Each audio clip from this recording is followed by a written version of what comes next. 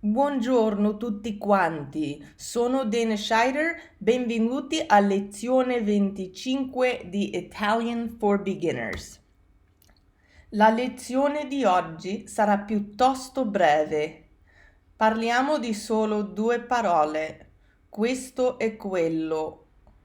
Questi sono due aggettivi importanti e particolari.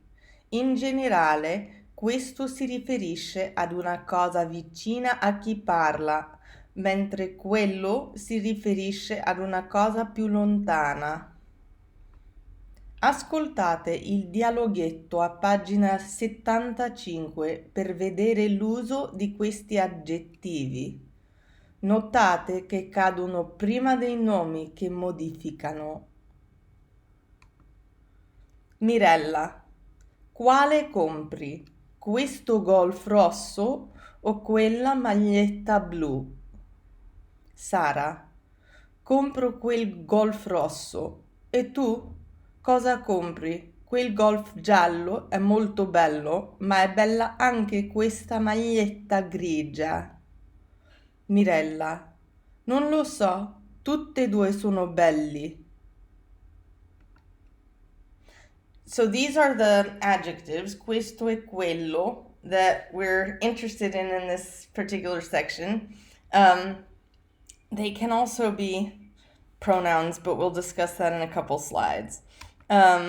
So questo means this. Questo refers to something that's close to the speaker compared to something that's more far away, which is that. Questo is very much like another adjective in how it makes its forms. The only exception is that when questo or questa is followed by a noun that begins with a vowel, the final vowel is dropped, so it becomes quest'esame or quest'università instead of questo esame or questa università. Quello is a little more involved. It follows the pattern of the definite article. So you can see from this chart that before most consonants in the masculine, you'll have quel in the singular or quei in the plural. So quel ragazzo or quei ragazzi, that's before most consonants. Before anywhere where the articles lo or gli would be used, it becomes quello or quegli.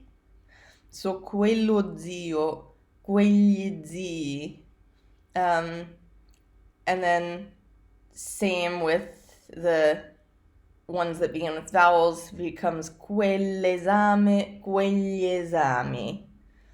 The feminine is more simple as with as with articles. So quella ragazza, quelle ragazze before all consonants, or quell'università, quelle università before all vowels. So that's quello. So you do have a bit to memorize, but the usage of these is not that difficult. When it's used before a noun, just like in English, questo and quello take the forms shown in the table. So, I mean, when it's used before a noun, like in English, not the forms in the tables like in English, if that makes sense. When used on their own, questo and quello function as pronouns and take the forms shown here. This may seem a little confusing when I put it abstractly, but think of it as meaning this one or that one. You can use it on its own without a noun, and questo becomes this one, and quello becomes that one.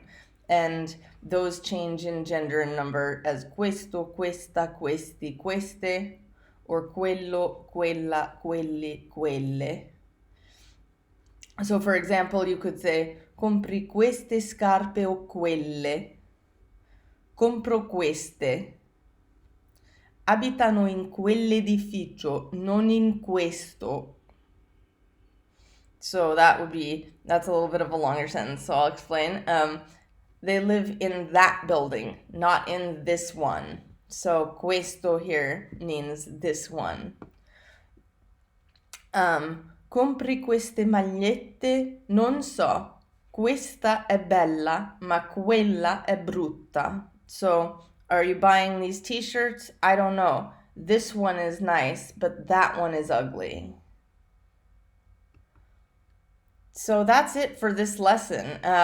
Questo and quello, pretty straightforward usage. It's just a matter of memorizing the forms. So for the compiti, do the esercizi on page 76 and the piccolo ripasso on page 77. And then the next lesson will just be a read through of the vocabulary for capítulo 3 and any notes on the usage of the words in that vocab list. So thanks for watching. I hope you found this video helpful. If so, and if you don't want to miss the next one, please subscribe to my channel.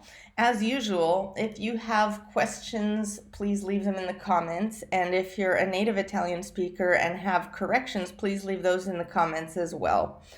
Again, if you found this video helpful, please subscribe, and I will see you in the next video.